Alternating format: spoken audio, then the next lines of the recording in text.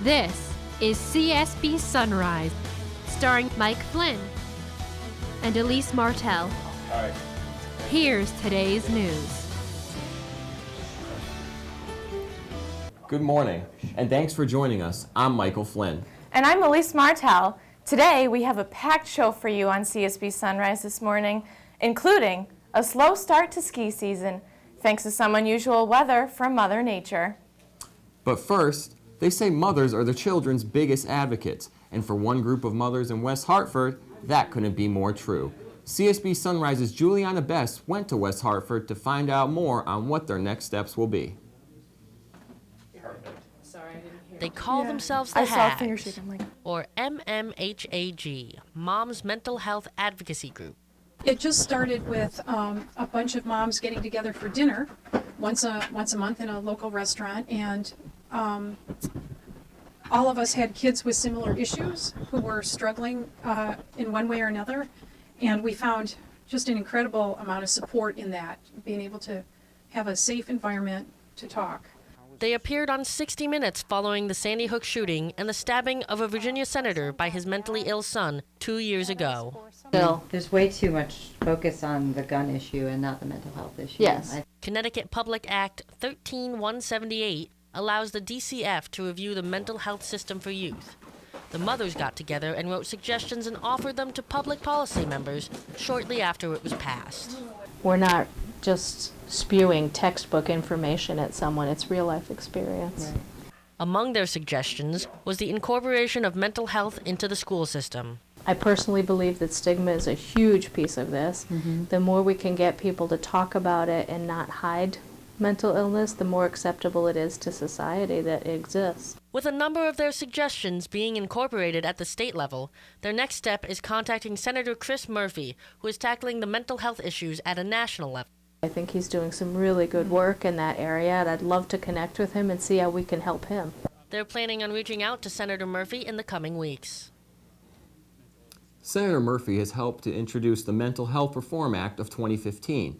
It's intended to integrate mental and physical health care systems and establish organizations on research and treatment for mental illnesses. Car break-ins can happen anywhere, but police say you should be especially careful while shopping during the holidays. CSB Sunrise reporter John Treichel headed to Cromwell to tell us how police are trying to crack down on a string of thefts. Because you never want to have it happen to you, knowing that it happens right down the street from you. It makes me nervous to think that it's that close to home. People living in Cromwell say news of car thefts and break-ins throughout their town has them worried. Cromwell during the summer months had anywhere between 40 and 50 car break-ins with a sporadic stolen motor vehicle. Police responded to multiple car break-ins at 6 houses on September 8th, which included at least 2 stolen cars. These break-ins took place on adjacent streets, High Ridge Road and Old Colony Road in Cromwell, and a condo complex off of one of the roads. Break-ins were related to individuals who were going through the neighborhoods and then trying to get quick scores, so to say. They were targeting different residential areas that were close to the highway. Cromwell police are urging residents not to leave any keys or valuables in their cars and to lock car doors. Residents in town say they are taking precautions. People will see if you leave your bags on the back seat, they'll see where you were shopping, they'll want to break into the car and get whatever you have, so it's always good to keep that stuff in the trunk out of people's sight. There were also a few cars broken into at the Super 8 motel in town the same night as the other break-ins, but police don't believe the two events were related. Reporting from Cromwell, Connecticut, this is John Treichel with CSB Sunrise. Still to come here on CSB Sunrise, a local girl with a big dream in Taekwondo is training in Connecticut for the 2020 Summer Olympics in Tokyo. But next, a look back at the bear euthanization incident in Burlington this past summer and what's being done to prevent it from happening again. We'll have that story coming up. Everybody loves pizza. You've tried the rest. Now try the best. Come down to Pizzeria Da Vinci on Route 44 in Avon. Come try our award-winning pizza with a variety of fresh ingredients and toppings. with a thin crust and fresh-made tomato sauce made daily. There's a variety of beverages with special Fox on Park flavors that are hard to come by. So come on down and try the best pizza in Connecticut at Da Vinci's Pizzeria on Route 44 in Avon. Have you been in an accident that left you unable to work? Are you struggling to pay your bills as a result?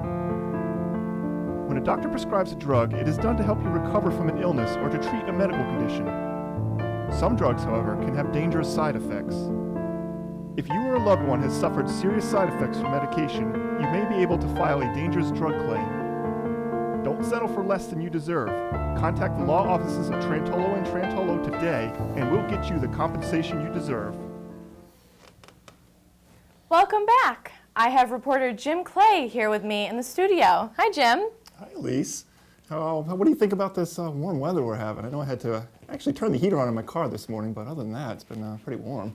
I mean, I can't complain. I'm a big fan of the warm weather, but it did make for a strange Christmas this year. Yeah, well, with the unusually warm December we're having, many people are taking that opportunity to go for scenic walks at places like the Farmington River. As I found out, though, there's a lot more going on there than people realize. The Farmington River is known for its wildlife and gorgeous scenery. Well, we've seen a lot of different birds here. Even the last time we came, we saw like a kingfisher, and that was really cool. But for nearly a decade now, officials have been struggling to get what is known as the Wild and Scenic designation applied to the lower stretch of the river. This congressional designation encourages and provides assistance for river management and protection. The Wild and Scenic designation gives the river a certain cachet that it didn't have without the designation, and it makes people a little more respectful of it, and it makes people a little more interested in protecting it. One strong point in the river's favor is that it holds one of New England's largest populations of dwarf wedge mussels, a federally endangered species.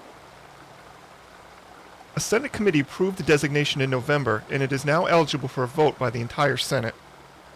The delay we're struggling with now is primarily the current divisiveness, political divisiveness in Washington. Visitors to the river agree that the designation would be a good idea.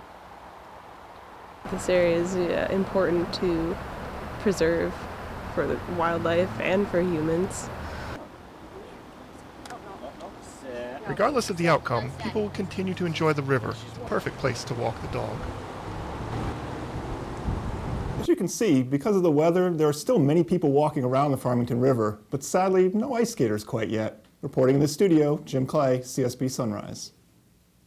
A controversial euthanization that happened a few months ago in Burlington, Connecticut still has people upset. We wanted to find out what park officials are doing to prevent it from happening again. CSB News reporter Andrea Martell went to find out more. A few months ago, a female walker encountered two black bears while on a walking trail at Sessions Woods. After they pursued the woman too closely, state officials considered the animal dangerous and had it put down. A wildlife biologist we spoke to thinks it was the right move. I think it was a necessary thing for public safety. The bear was acting in a very aggressive manner. But not everyone thinks the same way. Like this fellow hiker we caught up with on a trail. I don't care for it. I think they should have had better plans, possibly to take a bear out of the woods and place it someplace else. If he had to guess, he would say there is about 10 to 15 sightings of bears here per year. Even though most people would think to be afraid of these animals, they are not as bad as they seem. They were in the woods. We heard them climbing in the areas and the rocks. And they never seemed to bother anybody at all. I felt really bad because they euthanized the bears. To ensure this does not happen again, rangers say they're taking more precautions. We put up more signage. We felt as though that was maybe something that was lacking before, that there wasn't enough signage. We did have some explaining to people the do's and don'ts with bears. Since the bear euthanization a few months ago, Sessions Woods workers are trying to reassure the walkers to come back and that everything will be safe. But it seems the controversy is still at a high. For CSB Sunshine News, I'm Andrea Martell. For more information on the stories you've seen this morning, go to our website at csbsunrise.com. Coming up, the annual Stuff a Truck hosted by the Bristol Police Explorers, and how far each donation goes for families in need during the holiday season. Plus, how the practice schedule for a local swim team is affecting athletes and parents, enough to cut participation almost in half. Now, best friends, best friends. What is that? What is that? Now, you won the lottery. You won the lottery. Okay, good job, Maddie. Elise, come on, now, you're killing me. Cut. Elise, have a Snickers. You're not fabulous when you're hungry. Better? Better. Give me a tiger.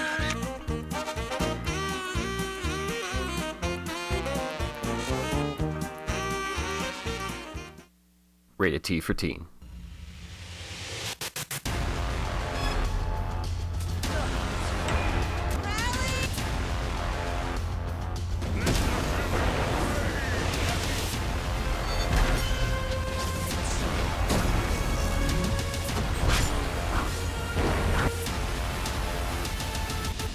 Smite Battleground of the Gods. Play for free on PC and Xbox One. As high school sports increase their demand throughout the nation, schools and students are relying on these after-school activities, whether it's for maintaining a championship title or competing to earn scholarships for their future plans. But for the Lewis Mills co-ed swim team in Burlington, it's harder than ever before. I went to Miss Porter's school in Farmington to find out more. Parents, coaches, and athletes are feeling the stress that comes with high school sports. But for this small-town swim team, it's a different kind of stress. After the closing of their previous pool, Lewis Mills was left without a facility, leaving them to pick up the scrap times that other pools had to offer. We ended up at 3 facilities this year. We're splitting cost with the Winstead.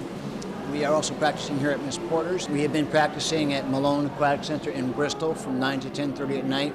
Not only were the late-night practice times enough to turn off some parents and students, but the season schedule and the always changing locations made it worse. I don't even know where I'm supposed to be every night. I have to look. The Lewis Mills High School swim team used to be reigning champions of the Berkshire League, but now participation has gone way down. It's tough to keep the sport alive here. I mean, we have low numbers on the team compared to a lot of the other teams in our league. We could have a great team and we don't because of the practice times. The students say the changes affect their social lives, but also their sleep and homework schedules as well. I think the most socialization I have is really swim team. There's not much time in the day, and taking away nights is a big hassle. Because the cost of building and maintaining an indoor pool is so expensive, the chances of calling one their own is highly unlikely. The best thing we can do is keep shopping for better pool times and get into a nice facility like this and hopefully more hours at a facility like this.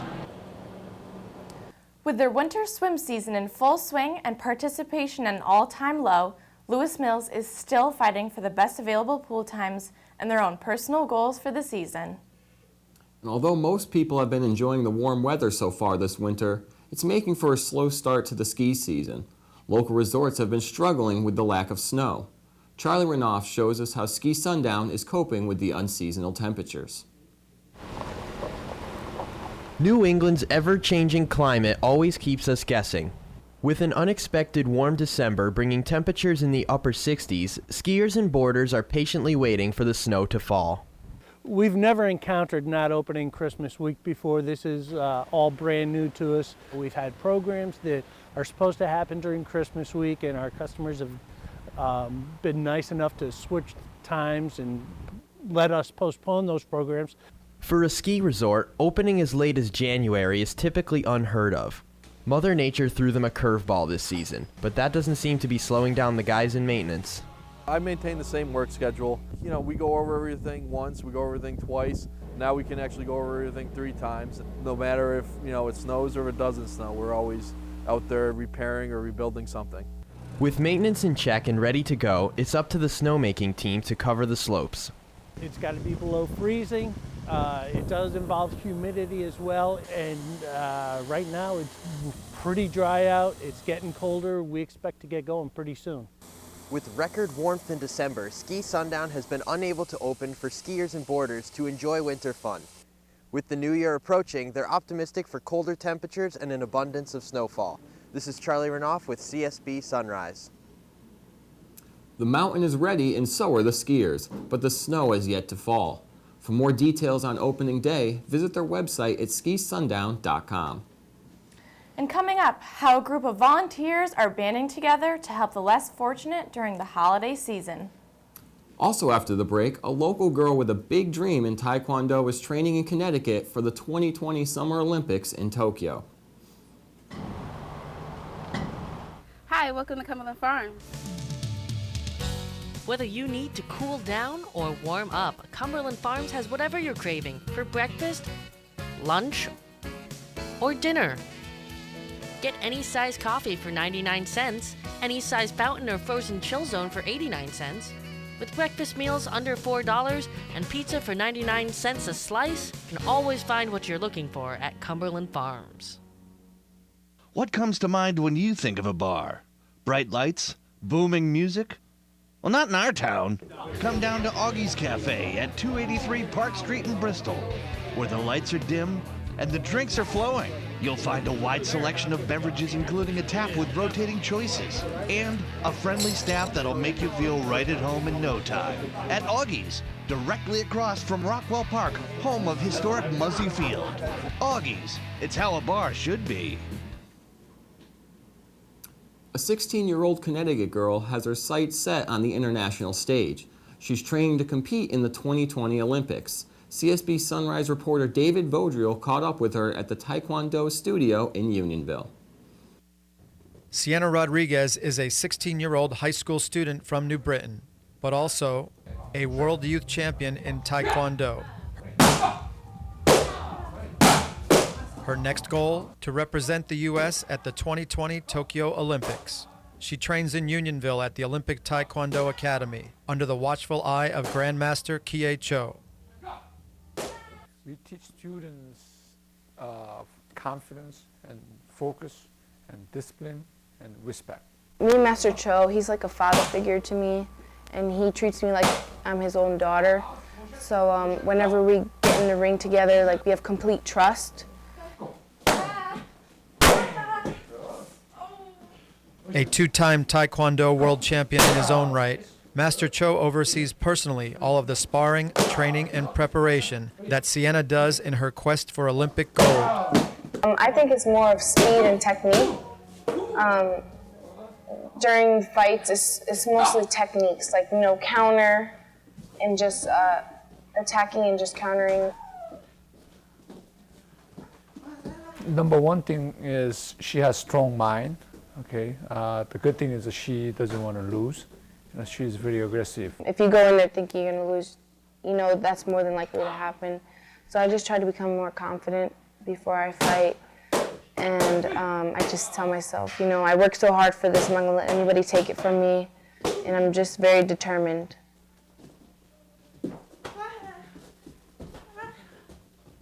From Unionville, this is David Vaudreuil for CSB News.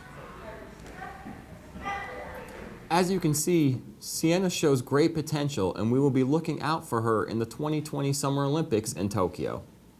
When we return, working to pay it forward during the holiday season, how a group of volunteers surpassed their goal while spreading joy. And while Christmas may be over, next we'll be talking about a special visitor to a historic steam train in Connecticut. Have you been in an accident that left you unable to work?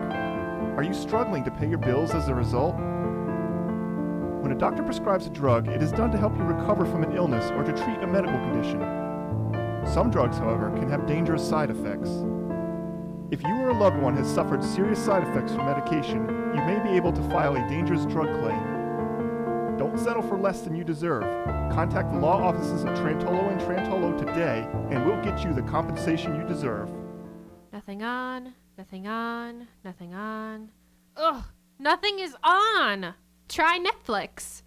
It has original series, like House of Cards and Orange is the New Black, as well as classic movies and all of your favorites.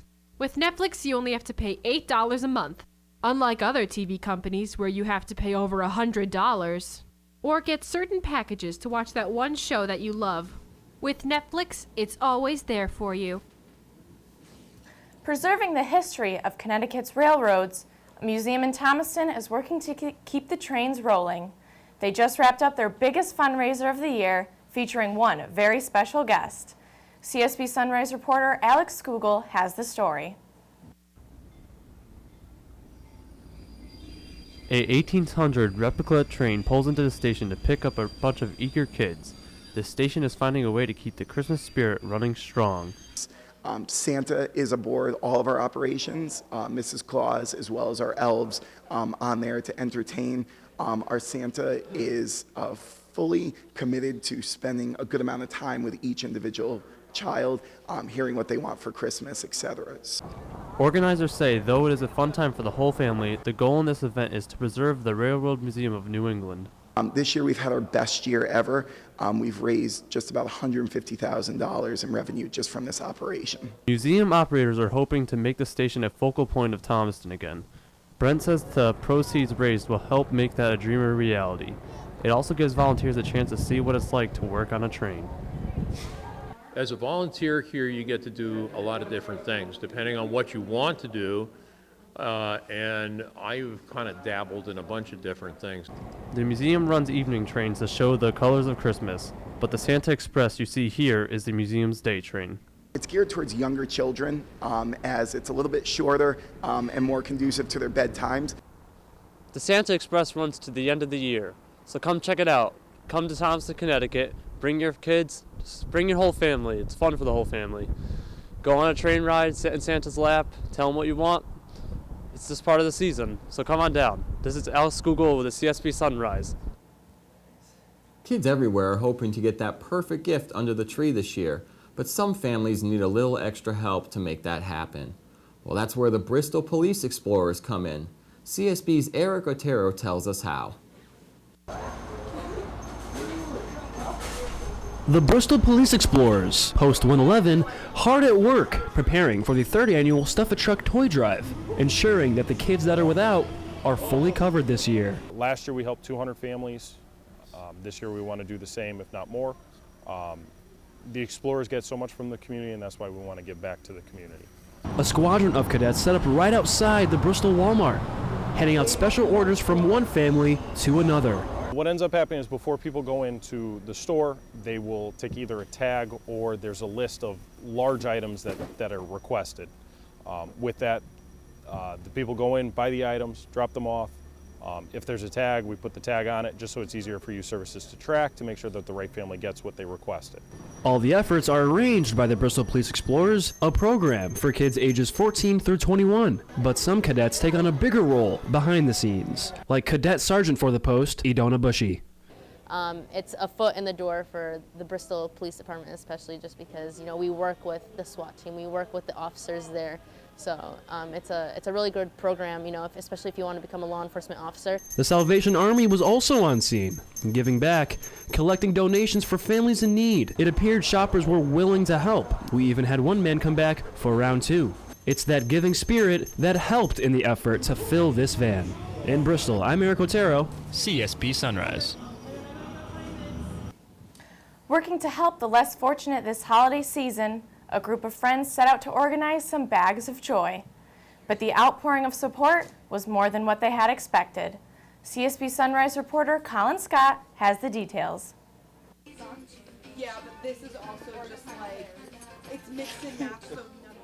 People shopping, a normal sight on the holiday season. But this group is not buying gifts for friends and family. They're giving back to the community. Connecticut local Sarah Gorchinski has collected donations and funds for an organization she calls Bags of Joy, a group that is giving back to the less fortunate over the holidays. There was a post on Facebook where a woman was taking her old purses and filling bags with hygiene products and soaps, toothbrush, toothpaste, and she was handing them out to women in her community. And I saw that post, and everybody was liking it and sharing it. So over a few beers with some friends, we talked about it and we decided that this was something that we were going to do, and we started Bags of Joy that way. Bags of Joy is seen across many local businesses in the Hartford area. Sites where you can donate items such as toiletries, suitcases, and winter apparel. They've exceeded their goal in donation funds and have spent all of the money in filling the bags and giving back. Our original goal for Bags of Joy was to raise about $250 on GoFundMe and to fill a total of about 25 bags. We actually ended up at least doubling our goal. We currently have 120 bags to fill. We've raised about over $700 on GoFundMe. I work at Pizzeria Da Vinci, which is one of the drop-off zones. Yeah, I obviously questions how much a group of friends could possibly do for an entire community. I actually had no idea that it would end up the way it did end up. We are giving some of our donations in the shelters, like our kids' bags, to South Park Inn. We are also working with CHR and MAC charities. Those are both based in Manchester, and they're doing a lot of our outreach for us. Organizers say an event like this over the holidays can raise awareness year-round, making it possible for a small organization to make a big change. This is Colin Scott with CSB News. You know, Mike, it is so good to see so many people coming together to give back this year. It really is, Elise. That's all the time we have for this morning on CSB Sunrise. I'm Michael Flynn. And I'm Elise Martell. We'll see you back here tomorrow morning.